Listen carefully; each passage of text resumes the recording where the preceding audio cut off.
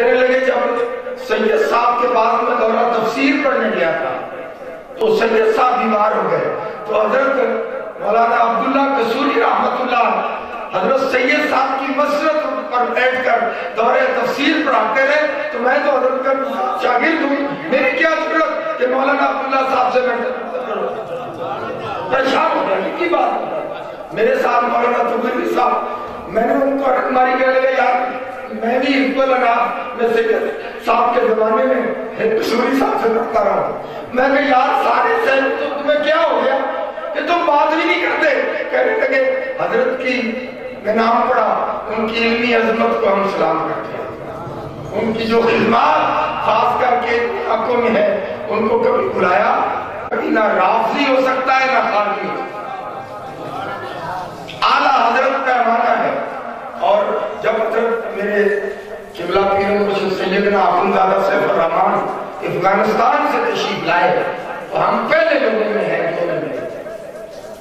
تو میں نے عرض کیا آپ نے اعلیٰ تعارف چاہا تو میں نے تعارف پورا کرایا، تو حضرت خاموش ہو گئے، میں نے فتاوی رضویہ حضرت کی بارگاہ میں پیش کیا، آپ نے مطالعہ فرمایا، تو میں نے عرض کیا حضور آپ کے علاقے میں دیوبندیت زیادہ ہے، افغانستان میں اب پھیل طالبان کے ذریعے، اور رافضیت بھی ہے جس میں صحیح نبی کریم اور صحابہ کے طریقے پر چلنا ہے، تو اللہ تعالیٰ نے اس صدی میں 14ویں صدی میں حق کا معیار امام اہل سنت کو بنا دیا ہے، چاہے وہ ایرانی ہے، چاہے وہ پاکستانی ہے، چاہے وہ عربی ہے، چاہے وہ عجمی ہے، امام اہل سنت کی ذات اقدس ایسی ہے کہ جب ان کے علم و کمال کو دیکھتی ہے اس کے سوا چاہتے نہیں کہ ان کی عظمت کے سامنے سر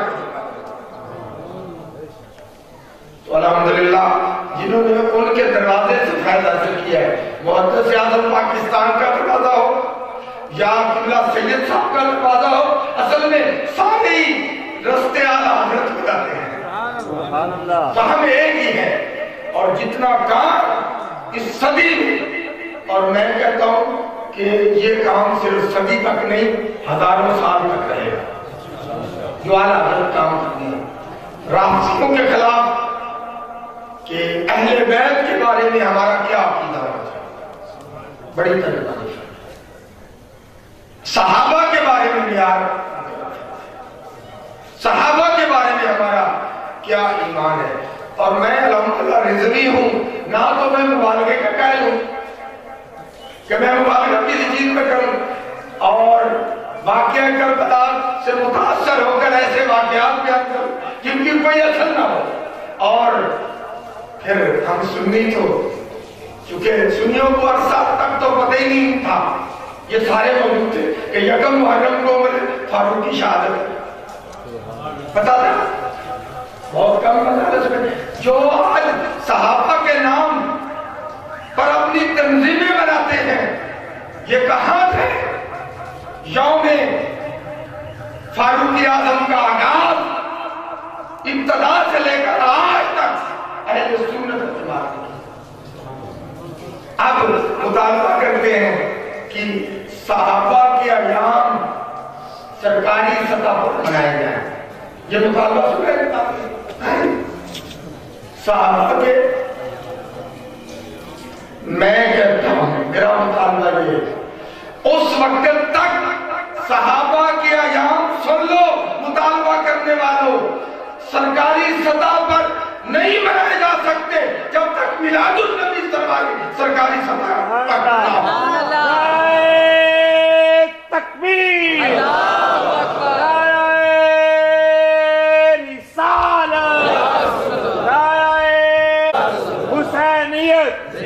حسینیت حسینیت حسینیت، کہتے ہو کہ سرکاری سطح سے ولادت فاروق اعظم منائی گئی، سرکاری سطح پر ولادت عمر فاروق منائی جائے، سرکاری سطح پر ولادت عثمان غنی منائی جائے، سرکاری سطح پر ولادت مولانا منائی جائے۔ یہ بتاؤ کہ جب ان کی ولادت ہوئی یہ مسلمان تھے؟ ابو بکر صدیق نے اسلام قبول کیا ہوا تھا، عمر فاروق نے اسلام قبول کیا تھا، دور کفار تھا۔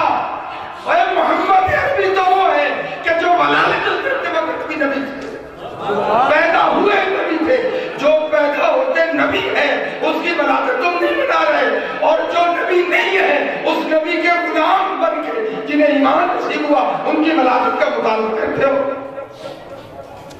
میری بات میں کبھی سے بھائی جو مسلمان نہیں تھے اور صدیقی اکبر بنے ہیں تو نالے مصطفیٰ کی برکت سے، فاروقی اعظم کو کمال ملا تو مصطفیٰ کی وجہ سے، عثمان غنی کو کمال ملا تو مصطفیٰ کی وجہ سے، حیدر کرار کو یہ کمال ملے تو مصطفیٰ کی وجہ سے۔ اگر میلاد ہے تو سب کچھ ہے، اگر میلاد نہیں تو کچھ بھی نہیں۔ یہ ساری برکتیں میلاد کے سکے۔ تو یہ جو ہم ایام منا رہے ہیں، ہمارے مفتی اعظم رحمت اللہ علیہ، مفتی مقبول صاحب رحمت اللہ نے جو آغاز کیا، ہم تو ہر ایک کے ایام منانے والے، ہم تو منکر ہی نہیں ہیں۔ نہ ہمیں یوم صدیق اکبر پر اعتراض ہے، نہ ہمیں یوم فاروق اعظم پر اعتراض ہے، نہ ہمیں یوم عثمان غنی پر اعتراض ہے۔ ایک ایک نبی کا غلام کا ایام ہو، بلکہ جو ان کے غلام ہیں، در غلام ہیں، تابعین، تبع تابعین، بلکہ اولیاء کرام کے ایام، ہم تو یوم مجدد الثانی مناتے ہیں، ہم تو یوم اعلیٰ حضرت مناتے ہیں، ہمیں تو یوم امام اعظم ابو حنیفہ مناتے ہیں، ہم تو ان کو اولیاء کے نام سے کہہ رہے ہیں۔ لیکن بات یہ ہے یہ ایام تب رکھتے ہیں جب مصطفیٰ کا یوم ولادت منایا ہے۔ تو یہ جو 10 ایام ہیں ان پاک لوگوں کی ہیں۔ آج کے دن آج 2 محرم ہے، یعنی یکم کو امام حسین رضی اللہ تعالیٰ عنہ کربلا پہنچے۔ اس سے پہلے مدینہ میں گورنر یزید کے ساتھ مقابلے ہو چکے ہیں۔ علماء جو پہلے تقریریں کر چکے ہیں انہوں نے یہ واقعہ بیان کیے ہوں گے، انہوں نے، میں مناسبت سے یہ واقعہ بیان کروں گا۔ اگرچہ گلا تو میرا اس طرح ہے لیکن انشاءاللہ تاریخی مواد آپ کو مل جائے۔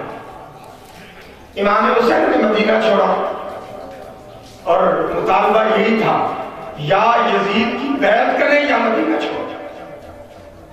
تبری میں تمام قوانین کی کتابوں میں شیعہ سنی سب کی طرف، تو امام نے فرمایا کہ میں یزید کی بیعت نہیں کروں۔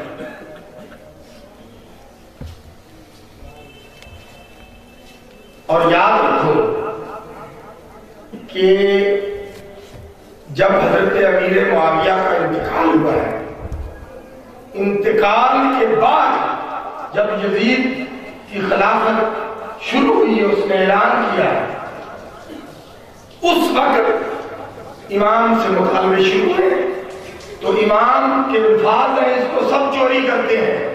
امام نے فرمایا تھا اگر یزید باپ جیسا ہوتا تو میں یقیناً بیعت کر لیتا، لیکن یہ اپنے باپ جیسا نہیں ہے۔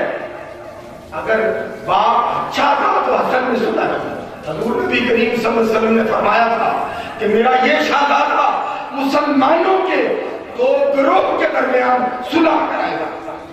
حضرت امام حسن کے بارے میں پیشین گوئی ہے تو ثابت ہوا وہ دونوں گروہ مسلمان تھے اور صلح حسن نے کرائی۔ پھر جب ان کا انتقال ہو گیا اب یزید پر امام حسین نے بیعت سے انکار کیا۔ اب یہاں میں ایک بات میں کرتا ہوں، علی بڑے ہیں یا حسین بڑے؟ حضرت علی۔ بیٹا تو موت تک تیار ہو گیا یزید کی بیعت پر، وہ تو جان دینے کے لیے تیار ہے کہ میں بیعت نہیں کروں گا، مدینہ چھوڑنے کو تیار ہو گیا۔ ہجرت پر گھر بار چھوڑنا آسان ہے۔ حسین بیٹا ہے، علی باپ ہے۔ میں ان لوگوں سے پوچھتا ہوں بھائی تم کیسے حسین حسینی ہو، اگر حسینی ہو تو ابو بکر صدیق کو مانو، کیونکہ ابو بکر صدیق کی علی نے بیعت کی ہے۔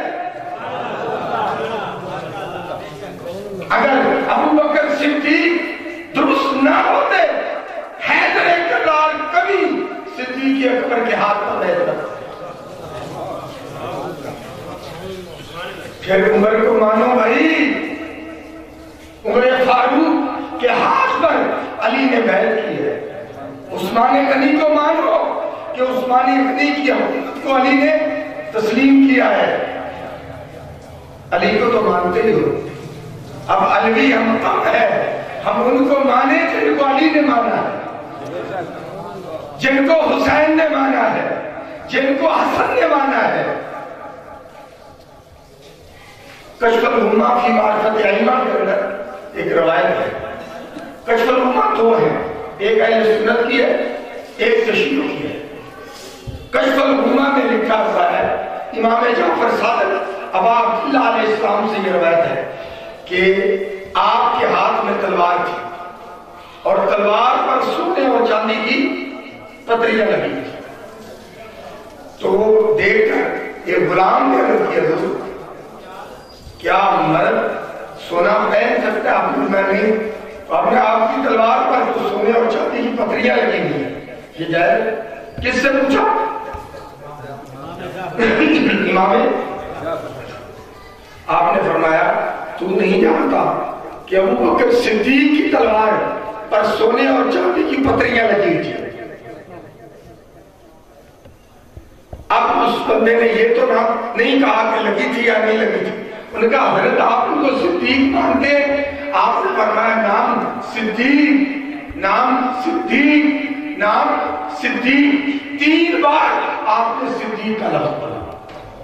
تو جن کو صدیق امام جعفر صادق کہیں وہ ایسے ہی ہو سکتے ہیں، اس لیے علی نے اگر صدیق نہ ہوتے تو علی کبھی ان کے ہاتھ پر بیعت، علی نے ان کے ہاتھ پر بیعت، مگر یزید کی بیعت سے حسین نے انکار کر دیا اور ایسا انکار کیا مکہ مدینہ چھوڑ دیا، مکہ حج کے لیے آ گئے۔ حج میں آپ نے اپنا احرام باندھا، ظاہر ہے کہ شروع میں جب دخول ہوتا ہے تو احرام عمرے کے لیے باندھا جاتا ہے، آپ تشریف لائے، آپ نے عمرہ ادا فرمایا۔ بات کہتے ہیں کہ امام حسین نے احرام حج کو عمرے میں تبدیل کیا، آپ مینا تو کہیں نہیں، یہ کیسے ہوگا؟ بھئی مکہ کے اندر حج تو ہے نہیں، حج تو مینا میں ہے۔ بعض لوگ یہ روایت غلط بیان کرتے ہیں کہ امام حسین نے حج کو عمرے میں تبدیل کیا، ایسا نہیں ہے۔ آپ احرام باندھ کے آئے تھے، احرام آپ نے عمرہ کر کے اتارا ہے اور مکے میں تھے، آپ مینا میں تو تشریف نہیں لے، پھر کیسے آپ نے حج میں بھی شکن تھے آپ؟ ہاں اگر وہاں ٹھہرتے یقین نہیں، لیکن امام حسین نے فرمایا کہ مجھے غلاف کعبہ کے اندر اپنے قاتل چھپے ہوئے نظر آئے۔ جن لوگوں کو آپ جانتے تھے کہ یہاں وہ اس لیے آئے ہیں مجھے شہید کر دیا جائے، آپ نے فرمایا مجھے ان کا خوف نہیں ہے، میں خوف سے نہیں جانتا، اگر میں یہاں جنگ کروں تو میرے ہاتھ مضبوط ہیں، یہاں ہزاروں لوگ میرے ساتھ مل جائیں۔ حج کے موقع پر اگرچہ مینا میں نہ بھی گئے ہوں تو یہ ایام 28 کو ختم ہوا ہے، اسی مہینے کے یہ تقریباً آپ پہلے حج کے عشرے سے آپ نکل گئے، جب نے حج سے پہلے ہی آپ نکل گئے، 2-4 دن میں وقفہ تھا، مینا میں لوگ مشہور ہوئے تو آپ نہیں گئے، آپ دوسرا مسئلہ کیا کیا تو پوچھا گیا کہ دنیا میں تو بڑے لوگ ہیں آپ کا ساتھ دیں گے، آپ نے فرمایا میں قیامت تک کے لیے جس گھر کے بارے میں اللہ تعالیٰ نے کیڑی کو مارنا بھی حرام کر دیا ہے، یہ لوگ خیال نہیں کریں گے، کعبہ کی عصمت و عزت کو پامال کریں گے، میرے خون سے میں نہیں چاہتا میرے نبی کے، میرے نانا کے دین پر حرف آئے۔ آپ نے اس وجہ سے مکہ کو نہیں رستہ مکے سے جو جاتا ہے نا شام کو یا کوفہ کو، آپ اس پر نہیں گئے، آپ نئے دوسرے رستے سے گئے اور آپ یکم کو کربلا یہ منزل و منزل یہ واقعات جو لوگ آپ کو ملے مدینہ میں صحابہ کرام رضوان اللہ تعالیٰ اجمعین نے منع کیا امام حسین، مکہ میں بھی منع کیا لیکن آپ نے فرمایا نہیں۔ اچھا بات کرتے ہیں بھائی امام حسین کو پتا نہیں تھا کہ اگر انہوں نے شہید ہو جانا ہے تو وہ کربلا کی طرف کیوں گئے؟ ارے بھائی رسول اللہ صلی اللہ علیہ وسلم نے پہلے ہی خون کی ایک مٹی کی شیشی عطا فرما دی جبریل کے ذریعے، اور آپ حضرت ام سلمہ اس کی راوی ہے جو تمام حدیث کی اکثر کتابوں میں لکھا ہے کہ آپ نے فرمایا اس میں جب خون ابلنے لگ جائے یہ مٹی خون آلود ہو جائے تو سمجھنا کہ حسین شہید ہو گئے، اور آپ نے فرمایا کہ حسین تیری شہادت کربلا میں ہوگی۔ اور جب مولا علی کا دور تھا حضرت زینب سلام اللہ علیہ امام حسن حسین آپ ان کے ساتھ کوفہ تشریف لے گئے تو رستے میں کربلا سے گزر ہوا تو امام حسین اور مولا علی اس وقت اس سفر اور قافلے میں ساتھ تھے، آپ نے فرمایا حسین اس جگہ کی نشاندہی تیرے نانا نے کی ہے کہ میرا حسین یہاں شہید ہوگا۔ تو پھر کیسے کہہ سکتے ہیں پتہ نہیں تھا۔ پھر امام حسین یہ ہمارے ویسے پڑھی ہے میں نے کئی بار پڑھی کئی کتابوں سے، لیکن جس حوالے سے میں بیان کرتا ہوں وہ اہل سنت کی بہت بڑی ہستی متعدد وہ بیان کرتے تھے کہ بلا شاہ احمد نورانی اس حدیث کو اکثر بیان فرماتے تھے کہ رسول اللہ حسین کا منہ چومتے، حسن کا منہ چومتے یہاں اٹھو سے اور حسین کی گردن چومتے۔ یہ نورانی صاحب کی تقریریں جو سنتے ہیں انہوں نے اکثر واقعہ کربلا میں آپ کو بیان دیں تو آپ نے فرمایا یا رسول اللہ حسن نے پوچھا نانا جان آپ میرا منہ چومتے ہیں اور حسین کی گردن چومتے ہیں، آپ نے فرمایا حسن تجھے زہر دیا جائے گا اور حسین تیری گردن کاٹا تجھے شہید کیا جائے گا۔ یعنی یہ اگر واقعات میں بیان کروں تقریباً 100 کے قریب ایسے واقعات جو میرے علم میں ہیں کہ رسول اللہ صلی اللہ علیہ وسلم نے حضرت فاطمہ سلام اللہ علیہ یہ اگرچہ وہ کتاب امام وائز کی ہے بڑی کتابوں میں سے نہیں ہے لیکن شیعہ کی ایک مستند کتاب نے اس روایت کو نقل کیا ہے۔ سجدے کا واقعہ تو ہے لیکن جو اگلا حصہ ہے یہ ایک دو کتابوں میں ہے، یعنی مین کتابوں میں اس کی تفصیل نہیں ہے کہ حضور نماز پڑھ رہے تھے، یہ تو سوائے مور کا جو میں بھی بیان کر رہا ہوں، جب نماز پڑھ رہے تھے تو حسین آ کے سوار رہے آپ کی تو سبحان ربی الاعلیٰ کتنی دفعہ پڑھا جاتا ہے؟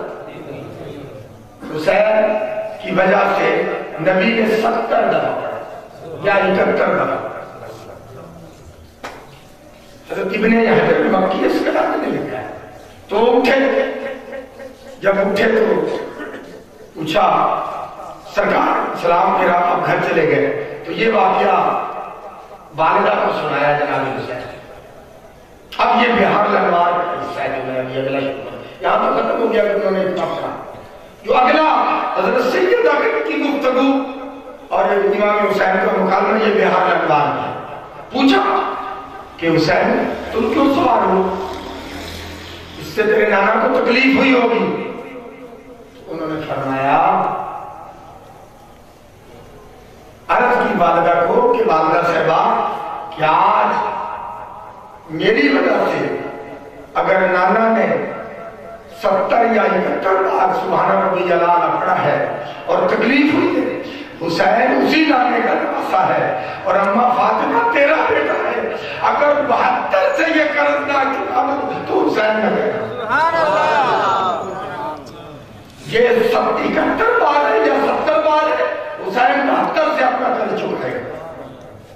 تو اس طرح کی روایات جو ہیں شہادت کی تشریح ہوئی نا, کیا حسین کو پتا نہیں کہ میری شہادت ہوگی؟ اچھا پھر کربلا میں میرا پہنچا, اس زمین کو اٹھایا حسین, سید صاحب بھی اور اکیلا بھی, مولانا نعمت المراد آبادی رحمت اللہ نے بھی تاریخ فرض سال کربلا میں تاریخ کر دی. یہ ہمارے اکابر سر شہادت کے اندر شہادت محدث کہ مٹی کو اٹھا کے فرمایا اپنے اصحاب کو کہ اے میرے صحابہ, یہ دیکھ لو مجھے اس مٹی سے اپنے قتل کی خوشبو آتی, ایک روایت میں کہ خون کی خوشبو آتی کہ میں یہاں شہید کیا جاؤں گا.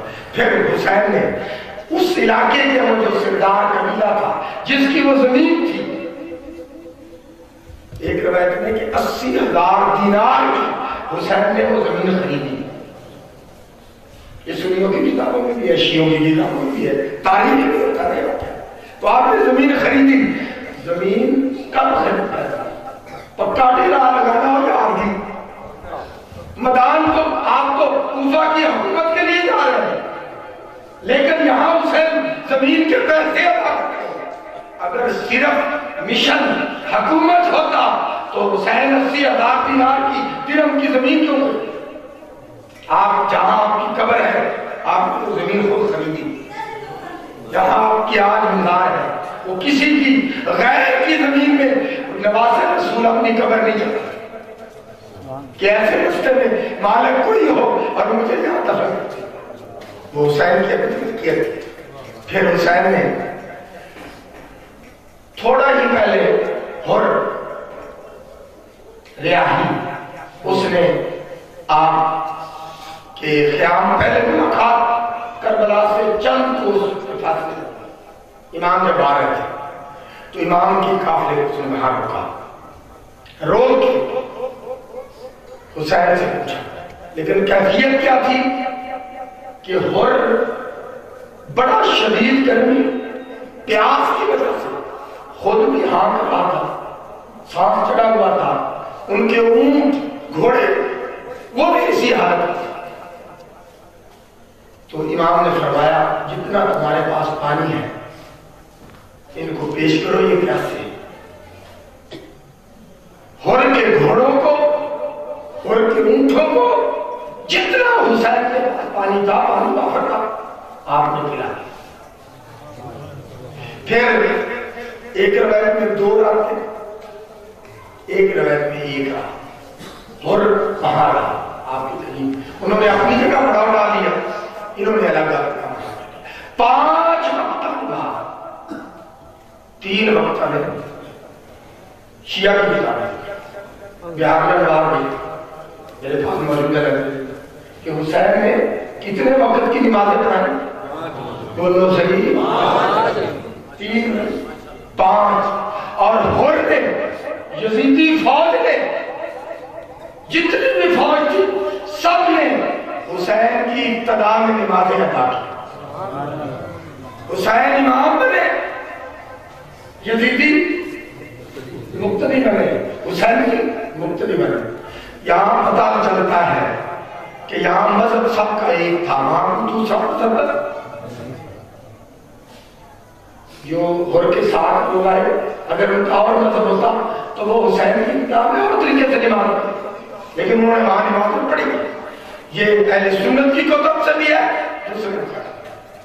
خیر وہاں سے حسین نے جب خیام گاہ اٹھایا, ہر نے اطلاع بھیجی کہ حسین فلاں منزل پہنچ گیا, خط لکھا. آپ کے خیام اس وقت بالکل دریائے فرات کے کنارے تھے. ادھر ایک طرف سے عمر ابن سعد 4000 لشکر. یہ واقعہ یوں ہے کہ عمر ابن سعد حضرت سعد رضی اللہ عنہ جن کا نقصانی ہے, ان کے بیٹے ہیں, ان کو ابن زیاد نے یزید کے مشورے سے, ایک ایران کے اندر دلیمی خاندان ہے, وہاں پر رائے کے علاقے میں, علاقہ رائے بنتا ہے, دلیمی خاندان ہے ایران میں. وہاں جب بغاوت ہوئی تو 4000 لشکر جنرال دے کر ابن سعد کو اس لیے بھیجا کہ وہاں ان کو ختم کر کے ان کی شورش کو اور وہاں کا گورنر مقرر کر کے. لیکن جب یہ علم ہوا ابن زیاد کو بھی ادھر سے امام حسین آ رہے ہیں تو اس نے کیا کیا کہ اس نے کہا کہ فوراً عمر ابن سعد کو پہلے یہ مسئلہ حل کرتے ہیں پھر بعد میں رائے بھیجیں. لیکن عمر ابن سعد کو رائے کی گورنری کا خط یہ ابن زیاد نے دے دیا کہ تجھے، اور رائے کی گورنری کا ان کو بڑا شوق ہے. عمر ابن سعد بہت، میں نے رائے دیکھا ہوا، رائے یہ بڑی ایران کا زرخیز ترین علاقہ ہے، بہت وسیع، یعنی یہ کشمیر کچھ بھی نہیں ہے. رائے بڑے پہاڑ، زرخیز پہاڑ اور بڑا سرسبزہ، انگور، سیب، ہر طرح کا پھل وہاں ہے اور بہت شدید سرسبز خوبصورت علاقہ ہے. تو وہ آگے بڑھنا چاہتا ہے کہ اس علاقے میں میری حکومت ہو. تو عمر ابن سعد لیکن جب واپس آئے تو جب ابن زیاد نے انہیں کہا کہ حسین کے معاملے میں رک جاؤ اور یہ مسئلہ سر کر کے کہ حسین کو شہید کر کے یا وہ بیعت کر لے یا ان کا سر قلم کر دو، وہ یزید کی بارگاہ میں بھیج دیتے ہیں اور آپ کی رائے کی گورنر نے پکی. یہ کام رات عمر ابن سعد گھر گئے، ہم نے کوفہ تو مشورہ سارے اہل خانہ سے اس طرح میں کیا ہے. اس کا بھانجا عمر ابن سعد کا حمزہ ہے، وہ بھی صاحب حمزہ ہے. حمزہ نے کہا اے عمر ابن سعد، اے ماموں جان، یہ تو رائے کی گورنر کی آپ بات کرتے ہیں کہ میں رائے کی گورنر بن جاؤں گا.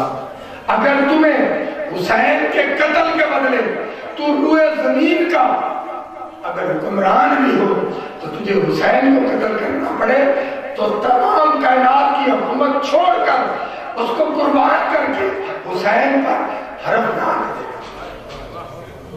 اس کے سکے بھانجے میں تاریخ کہ یہ بڑا غلط فعل کر رہے ہو، ایسا ہرگز نہ کرنا.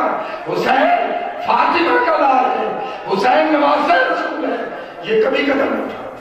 مگر ساری رات کو سنتے ہیں، صبح اس نے وہ شعر کفریہ جو تاریخ طبری نے لکھی وہ پڑھتے رہے جیسے مست ہو گئے. تو وہ گورنری کے خواب بھی ذہن میں گھومتے رہے. اس لالچ میں یہ وہاں سے چلتا 4000 فوج کی کمان اس کے ساتھ تھی، 4000 والی فوج شمر گھوڑ کے پاس، یہ 8000 فوج وہاں جمع. اس کے علاوہ تقریباً نامی کا بعض میں 30,000 لکھا ہے، بعض میں 35,000 لکھا ہے، ہر 40,000 کا یہ فوج کا دست یہ کربلا کی. لیکن باقی آنے تک ہر کو حکم ملا کہ تم حسین کے فرات کے کنارے سے خیمے اکھیڑنے کو تاکہ پیچھے آ جائے. اس نے ہر امام نے خاموشی سے حضرت عباس کو حکم دیا کہ خیام یہاں سے ہٹا. آپ نے ہٹا دیا. جب عمر ابن سعد پہنچا ہے طبری کے اندر یہ واضح موجود ہے، اہل سنت کی کتابوں میں بھی ہے کہ اس نے خط ایک قاصد بھیجا امام سے مخاطب ہونے کے لیے، کہا کہ امام سے پوچھو کہ آپ کیوں یہاں ہیں. آپ نے اس کا جواب سن دیا کہ آپ لوگوں نے مجھے خط بھیج کر منگوایا ہے، میں آپ لوگوں کی دعوت پڑھا ورنہ میرا آپ نے فرمایا اگر تم سب نہیں کرتے یہ بڑا تاریخی جملہ ہے تو میں واپس چلا جاتا ہوں. اب اس پر بڑے اعتراض ہوئے. امام نے واپسی کا کہا. اصل بات میں نے تاریخ کی باریکی میں جا کر یہ دیکھا کئی ایسے مواقع آئے ہیں کہ آج کے بعد میں جب وہ قاصد بھیجے تھے پہلا جو قاصد آپ کی طرف گیا تھا وہ بڑا بدتمیز انسان کی کوفے، بڑا زوردار زبان والا، بے حیا، دوریز شخص تھا. تو امام نے دیکھا تو سامنے آپ کے خادمات کو روک دیا کہ تلوار یہاں رکھ دے ورنہ میں نہیں جاتا. یا اس صورت میں تو جا سکتا ہے تیری تلوار میرے ہاتھ میں ہوگی. اگلا حصہ